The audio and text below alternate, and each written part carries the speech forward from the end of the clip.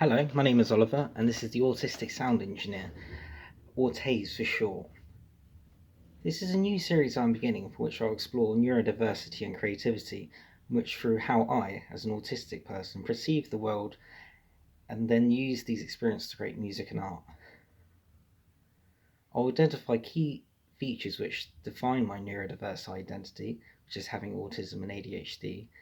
Specifically, I will focus on my auditory and visual processing. I will also examine other characteristics of the autistic spectrum and how they link to how I process information and react to the world, such as with various monotropes, which is sort of the obsession with very specific subjects and activities, the hyper focus in them, in which I repeatedly reproduce this stimuli. This will be more of an exploration of my own identity that I want to share in these videos. The purpose will be educational, informative, and it will be entertaining. However, I will explore the spectrum through a practice as research approach to learn more about myself, and I'll link it along with relevant academic discourse. I will ask several questions along the way, such as why do I have certain obsessions, what are they, how do they relate to my sensory processing and my neurodiversity, what connections do I make between various impulses I receive from the world, and who else has these specific connections in the way that they process the world.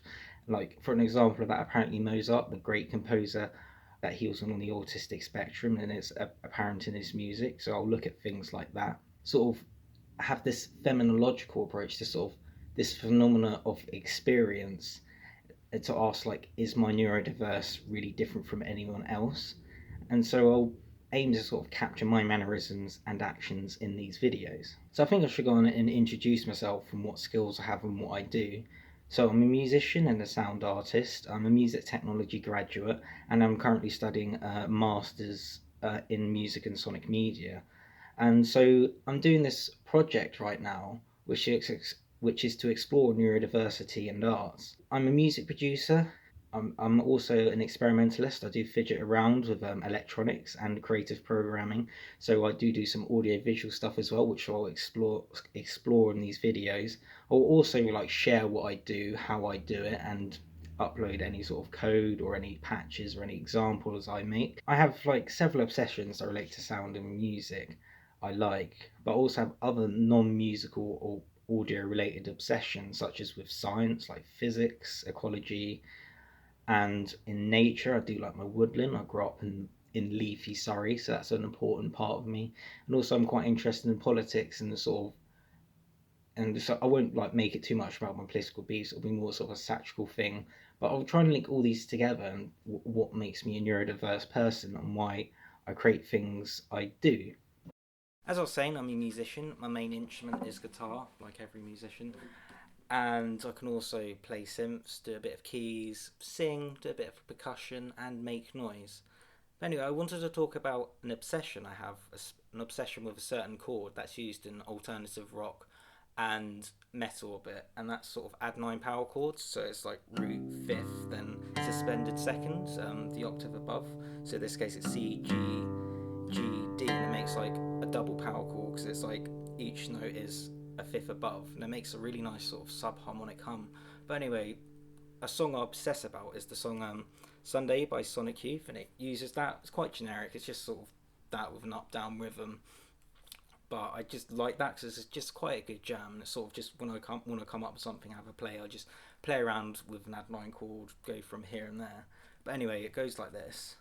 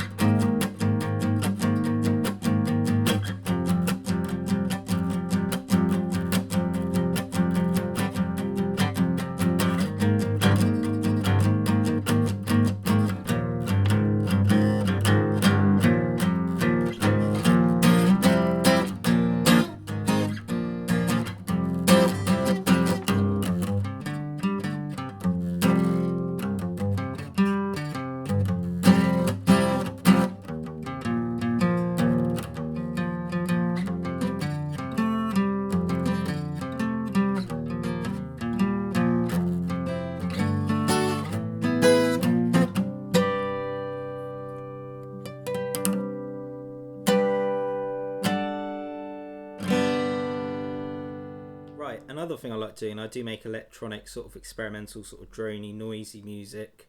You probably can hear sort of stuff going on in the background. That's because I've got a 4-channel recording, so you can hear my voice and what I'm doing at the same time.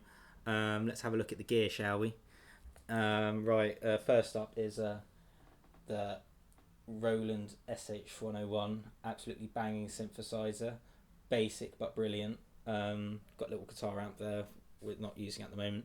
The good old Behringer mixer. What is anything about a Behringer something Behringer? So yeah, then we move on to that's a battery pack powering the pedals with a clean DC. It's an Echo machine, good for doing loads of different delay settings. Analog flanger, absolute bad boy. Boss DS1 distortion, like literally bog standard distortion, can't go wrong. And a analog stereo delay Baron, analog stereo chorus Baron, brilliant pedals. I've got some other bits, but yeah, and finally the Shure SM58 microphone, which is literally what would be any sound engineer's like armory without an SM58. Fun fact about SM58s: an SM58 is not a real SM58 if it hasn't got a dent in it. I don't know if you can see that. A little bit fake, sorry, but yeah, literally an SM58 if it hasn't got a dent, it's not a real SM58. Like it would matter anyway. But anyway, let's make some drum.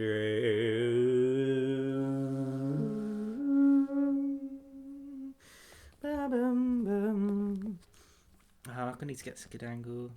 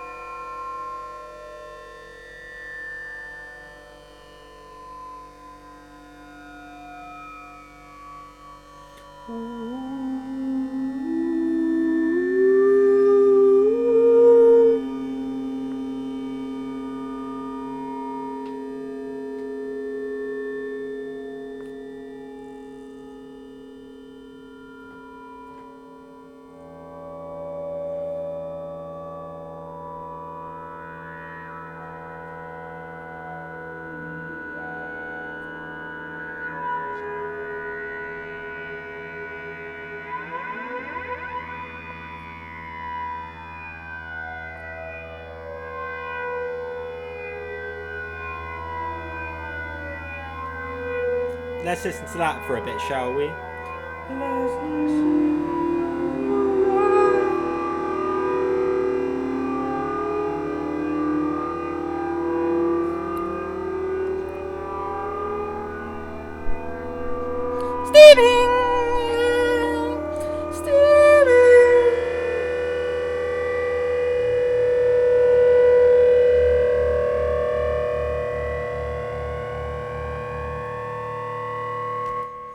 Right, you get the idea, okay? You get the idea.